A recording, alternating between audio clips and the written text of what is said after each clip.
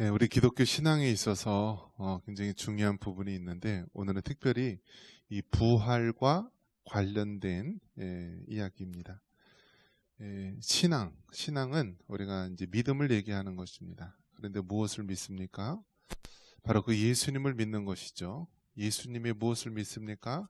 예수님이 나의 죄를 위해서 십자가에 죽으시고 3일 만에 부활하셨으며 그 예수님을 내 삶의 구주로 주인으로 우리가 믿고 사는 것입니다. 자, 그러면서 우리 예수님 믿는 자들은요, 그 예수님이 걸어가신 그 길을 따라가는 자이고 또 그러한 믿음을 가지고 살아가는 자입니다. 자, 우리 예수님 믿는 사람들의 그 특징을 보면은요, 한마디로 죽음을 두려워하지 않는 모습이라고 말할 수 있습니다. 세상에 있는 모든 가치들은요, 이 살기 위해서 모든 것을 합니다. 뭐 살기 위해서 일하고 돈 모으고, 그러니까 이 땅에 사는 것이 전부이기 때문에 이 땅의 행복을 위해서 그렇게 아웅다웅하면서 살아갑니다. 하지만 우리 예수님 믿는 사람은요, 이 땅의 삶이 전부가 아니라 영원한 세상, 또 영생의 소망을 가지고 살아가는 자입니다.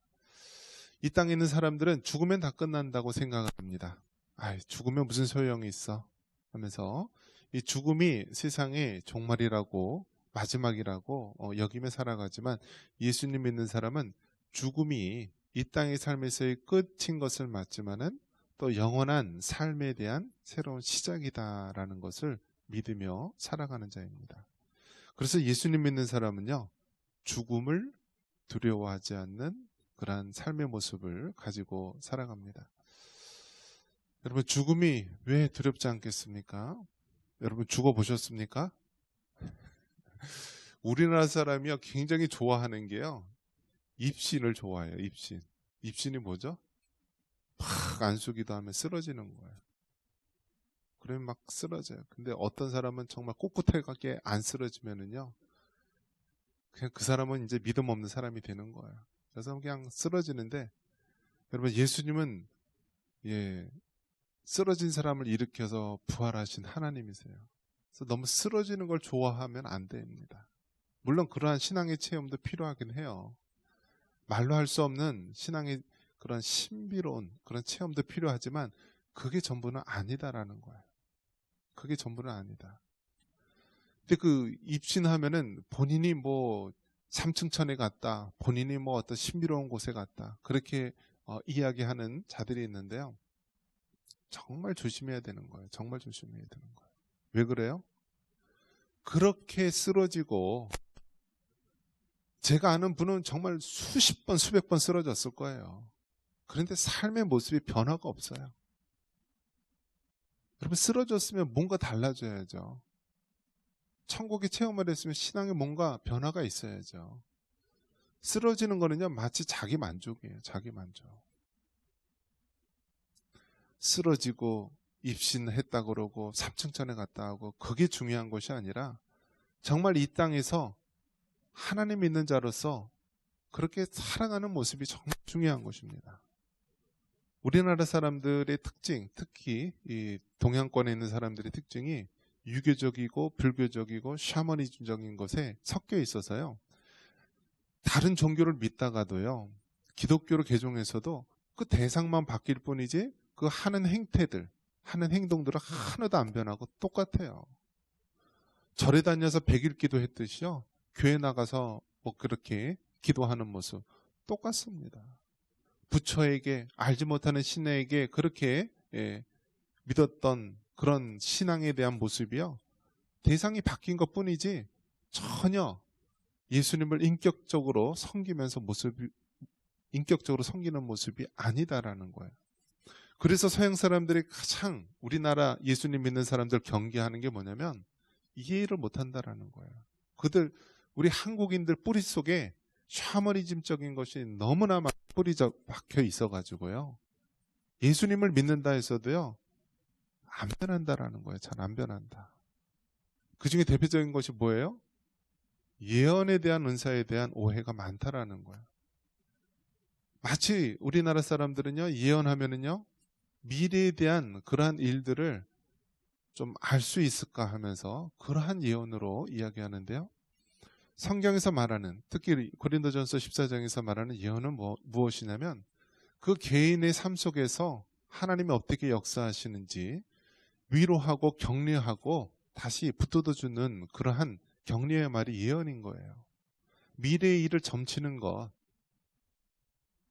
어떤 예언자를 통하여서 미래의 일을 말하는 그러한 예언이 아니라 개인의 신앙의 유익을 주기 위해서 격려하고 채워주는 말씀이 바로 예언, 이 고린도전서 14장에 나온 예언인데요. 우리나라 사람이 너무너무 그런 걸 좋아해요.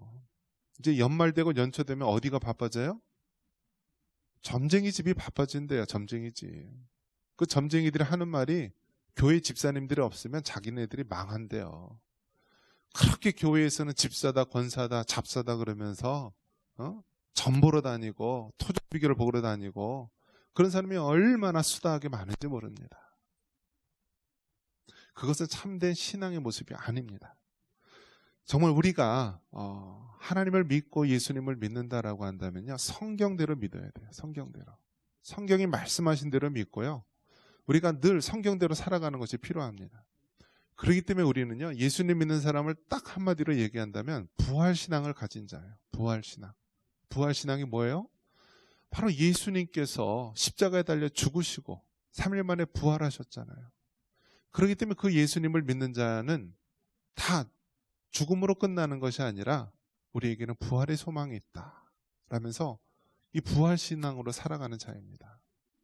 그렇기 때문에 여러분, 예수님 믿는 사람은 죽음을 두려워하지 않습니다. 죽음 앞에서도 당당하고요, 죽음 앞에서도 정말 흔들림이 없는 그런 사람들입니다. 물론 저도 당해봐야 알겠지만 만약에 암 선고를 당했다, 시한부 인생으로 만약에 그렇게 당했다라고 한다면 정말 예수님 믿는 사람이면 어떻게 되나요? 물론 이제 잠시 잠깐 충격을 받고 어려움을 겪을 수 있지만은 그것을 신앙으로 받아들이고 신앙으로 이겨내야 되는 거예요. 신앙으로. 그래서 제가 보기에는요, 정말 그러한 사망 선고를 받고 시한부 선고를 딱 받았을 때 그 사람의 믿음, 내가 정말 예수님을 믿어왔던 그 신앙이 진짜인지 가짜인지 판별을 하는 겁니다. 내가 비록 그렇게 힘들고 어려운 사망 선고를 받았다 할지라도요, 그것을 믿음으로 우리가 승화시키고요, 믿음으로 이기고 우리에게는 부활의 소망이 있기 때문에 그것을 하나님을 믿는 신앙으로 이기려고 하는 모습, 이것이 진정한 부활신앙의 모습이라고 말할 수가 있습니다. 그런 면에서 여러분, 우리 예수님 믿는 사람처럼 세상 사람들이 보기에는 얼마나 무능하고 얼마나 한심한 사람처럼 보입니까?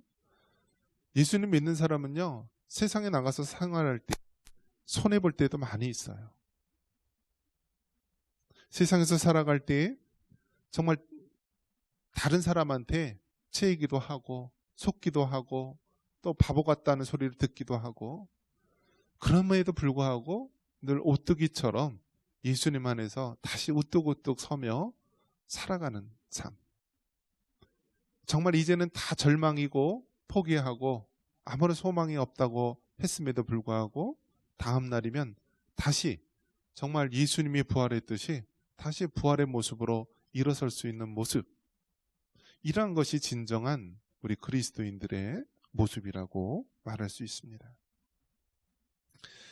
자, 그런 면에서 여러분, 이 부활신앙은 우리 그리스도인들이 꼭 붙잡고 정말 주님 앞에 가는 그 순간까지 놓치지 말아야 될 그러한 참된 신앙임을 여러분 잊지 마시기 바랍니다. 성경에 보면은 이러한 부활의 증거가 나와 있습니다. 먼저 예수님 자신의 예언을 통하여서 알 수가 있습니다. 여러분, 모든 것은요, 성경대로 이루어집니다. 오늘 읽은 본문을 보면은요, 4절에 보니까, 고린도전서 15장 4절에 보니까 장사 지낸 바 되셨다가 어떻게 해요? 성경대로 성경대로 사흘 만에 다시 살아나셨다 그러는 거예요. 성경대로. 그러니까 예수님은 힘이 없으셔서 이 땅에 오셔서 십자가에 달려 죽으신 것이 아니라 성경의 그 말씀, 성경의 그 예언을 성취하기 위해서 성경대로 오시고 성경대로 십자가에서 죽으신 거예요. 그런데 여기서 죽은 것으로 끝난다라고 한다면 아무런 역사가 일어나지 않았겠죠. 그런데 어떻게 됐어요? 성경대로 3일 만에 다시 살아나신 것입니다. 그렇기 때문에 여러분, 이 부활이라는 것은 어떤 우연히 일어난 것도 아니고요. 그냥 어떤 사람이 지어낸 이야기도 아니고 모든 것이 성경대로, 성경의 언약의 말씀대로 이루어진 것입니다. 그래서 예수님께서는 정말 성경대로 이 땅에 오셨습니다. 그리고 이 땅에 30년 동안 사시다가 나머지 3년은 공적 생애, 공생애를 사셨습니다. 그리고 성경대로 예수님은 세상 죄를 짊어지시고 십자가에 달려 죽으셨습니다. 그리고 장사를 치르고요. 3일 후에 부활을 하신 것입니다. 그래서 이 부활이 얼마나 소중하고 얼마나 귀하냐면 오늘날 우리가 주일 성수가 되는 것이 바로 이 부활의 날입니다. 부활. 원래 여러분 이 안식일이 무슨 요일입니까? 안식일이요. 토요일이에요. 토요일. 그래서 지금도 유대인들은요. 안식일을 토요일날 지키죠. 그런데 여러분 어떻게 우리가 일요일을 주일로 지킵니까? 바로 예수님께서 부활하신 날, 그 날을 기념하기 위해서 초대교회 때서부터 이렇게 지키게 된 것입니다. 그만큼 우리 기독교인들에게 예수님이 부활한 날은 큰 의미를 가지고 있는 것입니다. 그래서 우리가 매 주마다 이 주일 성수를 하면서 우리가 늘 기억해야 될 것은 무엇이냐면 이 주일, 일요일이라는 것은 예수님께서 금요일 날 십자가에 달려 죽으시고 3일 만에 부활하신 날을 기념하는 날이구나. 그래서 여러분 우리가 주일 성수를 할 때요. 분명히 성경에서는 십계명에 안식일을 기억하여 거룩히 지키라라고 분명히 말씀하고 있습니다. 그래서 그 안식일의 정신을 어떻게 지키느냐? 예수님이 부활하신 그 일요일을 주님의 날, 주일로 지키면서 우리가 그 십계명을 계속해서 그 정신을 이어받아서 지키는 것입니다. 그렇기 때문에 여러분, 이 부활이라고 하는 것은 우리 기독교인들에게 그만큼 중요한 것이고 우리가 주일 성수를 통하여서 매주마다 그렇게 기념하는 날이기도 합니다. 그리고 예수님 이 부활의 증거는요, 그 목격자들의 많은 그러한 증언이 있었기 때문에 가능한 것입니다. 오늘 읽은 성경에 보면은요, 자, 예수님이 부활하셨습니다. 부활하셨을 때 게바에게 보이시고, 게바는 누구를 얘기하는 거죠? 베드로를 얘기하는 거죠. 그리고 12제자에게 오셨습니다. 그리고 그 후에는 누구에게 보셨습니까? 6절에 보니까 500여 형제에게 보였다라고 말합니다. 그래서 부활하신 예수님께서 이제 제자들에게 나타나고요. 마가의 다락방과 또 많은 초대교회에 모였던 그 사람들 500여 형제에게 일시에 보이셨다라고 이야기합니다. 그러면서 또 7절에 보니까 야고보에게 보이셨으며 라고 이야기합니다. 여기서 야고보는 누구를 얘기하는 거죠? 예수님의 육신의 그 형제들, 동생을 얘기하는 거죠. 그래서 카톨릭에서는 예수님의 그 육신의 형제가 없다라고 하는데 성경에 다 나와 있잖아요. 성경에 다 나와 있습니다. 3명의 남동생, 또 1명 이상의 여동생이 있었다라는 것 다 나오죠. 그 동생들도 예수님이 그 메시아 되심을 부인했었죠. 그리고 예수님이 미쳤다라고 이야기할 정도로 그렇게 했던 그 육신의 형제들이요. 나중에는 다 예수님을 구주로 믿고 받아들이게 되고요. 또 예루살렘 교회, 초대교회 그 지도자를 했었던 것이죠. 자, 그리고 맨 마지막에 8절에 보니까 맨 마지막에 만삭되지 못한 나 같은 자에게도 보이셨다라고 말합니다. 여기서 맨 나중에 만삭되지 못한 자를 누구를 얘기하는 거죠? 사도 바울을 얘기하는 것입니다. 사도 바울. 사도 바울은 어떻습니까?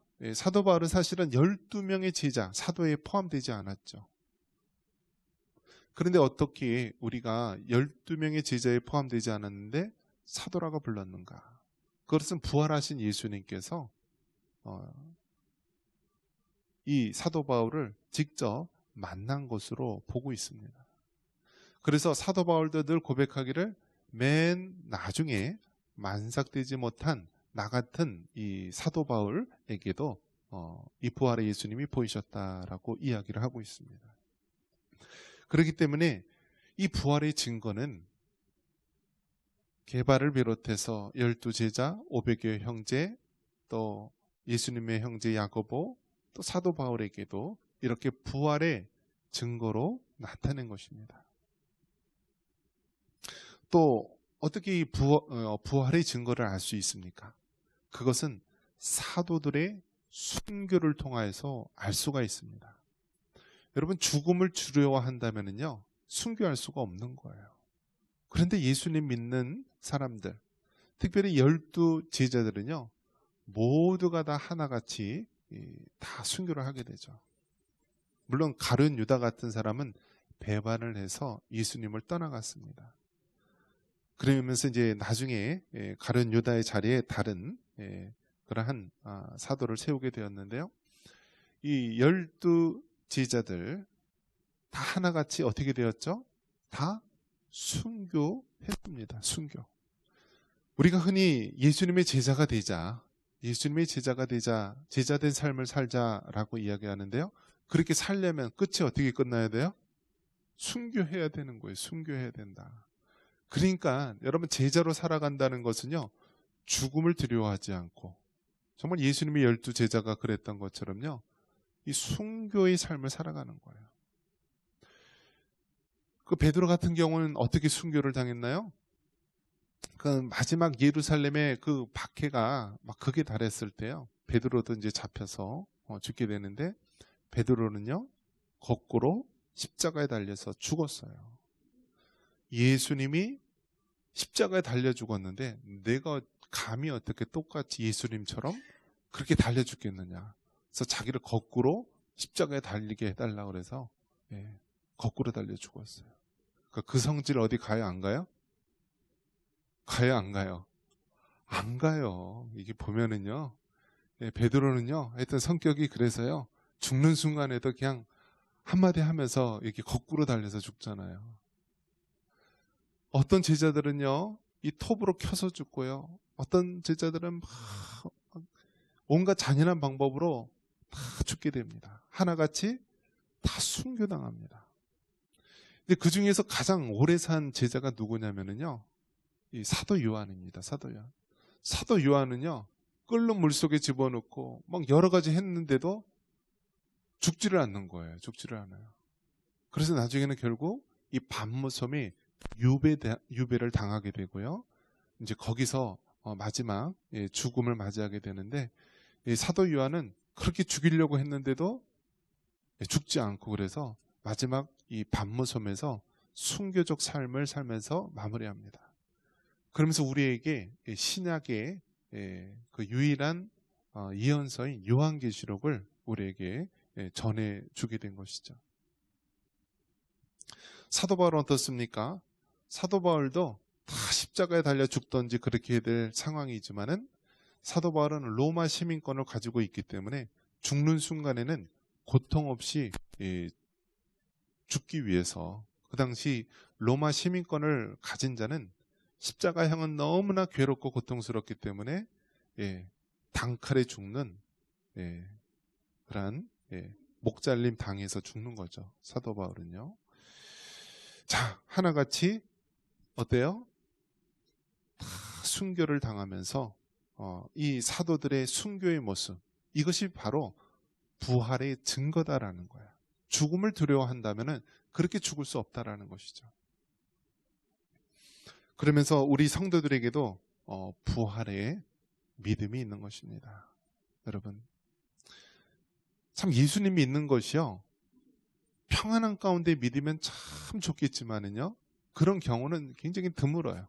뭐 모태신앙이거나 뭐 부모님 따라서 어릴 때부터 다니는 사람 일부를 제외하고는요, 대부분의 많은 경우가요, 고난을 통하여서, 어려움을 통하여서 더 이상 이제는 정말 헤쳐나갈 길이 없는 그러한 절벽과 같은 망망대해에서 예수님을 만나고요, 또 우리 믿음을 갖게 되는 것을 보게 됩니다.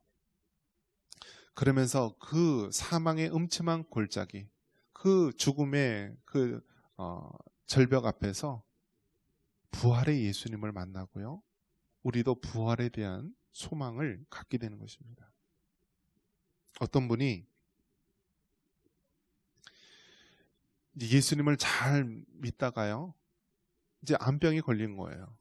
암병이 걸렸는데 뭐 물론 기도를 많이 했겠죠. 많이 했는데 결국은 그 암병이 잘 낫지를 않고 점점 악화를 하게 된 것입니다.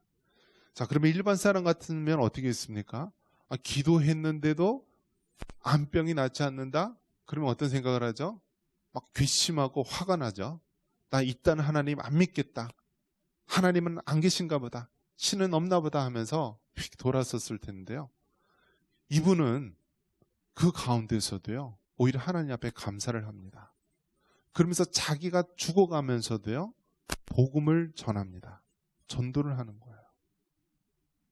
그러니까 그 주변에 있는 많은 사람들, 병원에 있는 많은 사람들이 저 사람이 전하는 저 전도가 정말 사실이고 진실이다. 죽어가는 순간에도 저 사람이 그렇게 전할 수 있는 것은 정말 진짜 하나님이 살아계시고, 그 죽어가는 순간에도 예수님을 전한다라고 한다면 저것은 정말 진짜 우리가 믿어야 될 복음이다라면서 주변에 있는 많은 사람들이 복음을 받아들인 것을 보게 됩니다.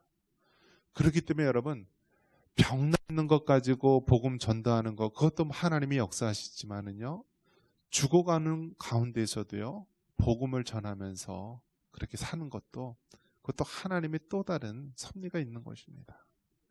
어떻게 죽어가면서 병이 낫지를 않고 점점 악화되는 가운데서도 복음을 전할 수 있습니까? 부활에 대한 소망이 있기 때문입니다.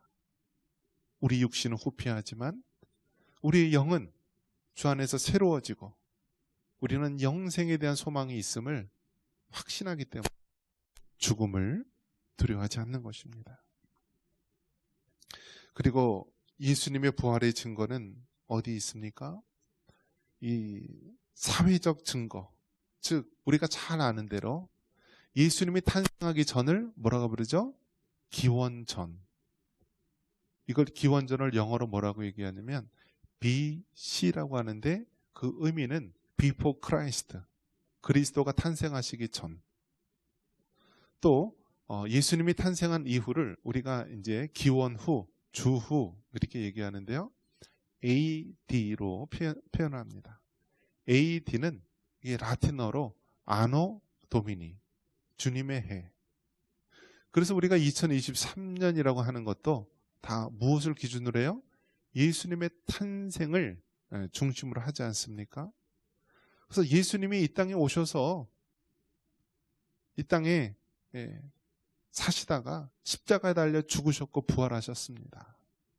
그것을 세상 사람들이 믿든지 안 믿든지 우리 역사의 기준이 어떻게 되었다고요? 예수님의 탄생, 예수님의 부활, 이것이 우리 역사의 기준이 되었다라는 거예요.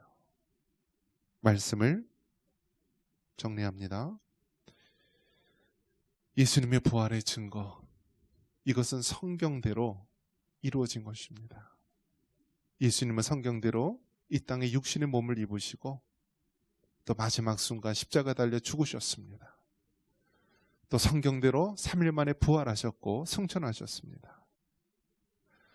예수님의 부활은 어느 한 사람이 본 것이 아니라 베드로를 비롯한 12제자와 또 500여 형제와 또 예수님의 형제 야고보와 사도 바울, 많은 믿음의 증인들이 보았습니다. 예수님의 그 부활, 이 증거는 무엇을 통해 할 수 있습니까? 예수님의 12명의 모든 제자들, 많은 초대교회 믿음의 사람들이 죽음을 두려워하지 않는 순교의 모습을 통해서 볼 수가 있습니다. 그리고 우리가 살고 있는 이 시대에도 사회적 증거로 나타나고 있습니다. 여러분, 부활신앙 꼭 붙잡고 믿음으로 승리하는 여러분 되시기를 주님의 이름으로 축원합니다.